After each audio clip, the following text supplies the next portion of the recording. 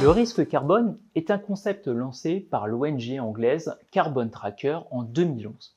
Il a été initialement porté par l'ancien vice-président des États-Unis, Al Gore, et il s'est ensuite vite répandu à l'échelle mondiale. Il repose sur l'idée que la plupart des investisseurs institutionnels alignent leurs placements sur des indices boursiers comptant de nombreuses sociétés qui exploitent les énergies fossiles. Les flux financiers allant vers une économie carbo-intensive, la décarbonation des entreprises est alors freinée. Ce risque carbone est devenu un enjeu majeur de gestion pour les entreprises européennes, et ce, depuis plus d'une décennie. Dans notre ouvrage sur la finance décarbonée, nous expliquons que sa gestion peut être considérée dans le cadre commun de la gestion conventionnelle des risques, incluant les risques de marché, opérationnels et de réputation. Arrêtons-nous un instant sur le risque de marché carbone.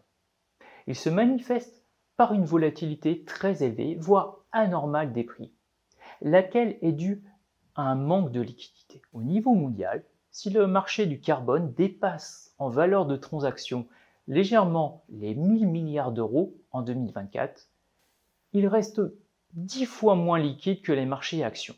Chemin faisant, les actifs carbone affichent une volatilité annuelle d'environ 50% sur la période 2020 à 2024, soit plus du double de la volatilité du marché actions allemand. Or, cette volatilité anormale renforce la possibilité de prix excessifs ou trop bas. Des prix du carbone excessifs augmentent directement les coûts de mise en conformité des entreprises, alors que des prix plus bas, trop bas, entraînent la dépréciation de leurs actifs carbone et freinent leurs intentions à investir dans des technologies plus propres. En finance, il existe deux manières pour les entreprises de se couvrir du risque de marché lié à une volatilité anormale: la couverture naturelle et la couverture financière. Au niveau du marché du carbone, la couverture naturelle consiste à utiliser des mécanismes de mise en réserve banking et d'emprunt, dit borrowing, de quotas sur le marché primaire.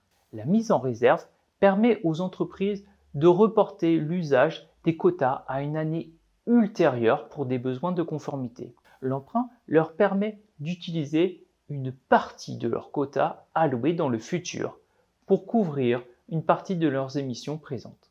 Quant à la couverture financière, elle consiste à négocier des contrats dérivés sur le marché secondaire. En permettant aux entreprises de fixer à l'avance un prix à l'achat ou à la vente, il offre une protection certaine contre les fluctuations du prix de l'actif carbone sous-jacent. Parmi ces contrats dérivés, citons les contrats à terme, qui offrent une couverture parfaite, sans coût mais ferme. Quant aux contrats optionnels, ils offrent une couverture parfaite également, permettant de profiter des variations de prix favorables, mais avec une prime payée au départ élevée. Au niveau européen, le basculement progressif d'une allocation gratuite à un achat aux enchères de quotas qui s'est terminé en 2020 a amené les entreprises industrielles à mettre en place des stratégies de couverture financière, presque exclusivement basées sur l'achat ou la vente de contrats à terme, proches de celles du secteur électrique finalement, les premières à avoir acheté leurs quotas aux enchères dès 2013, puisque leur couverture naturelle n'était désormais plus possible.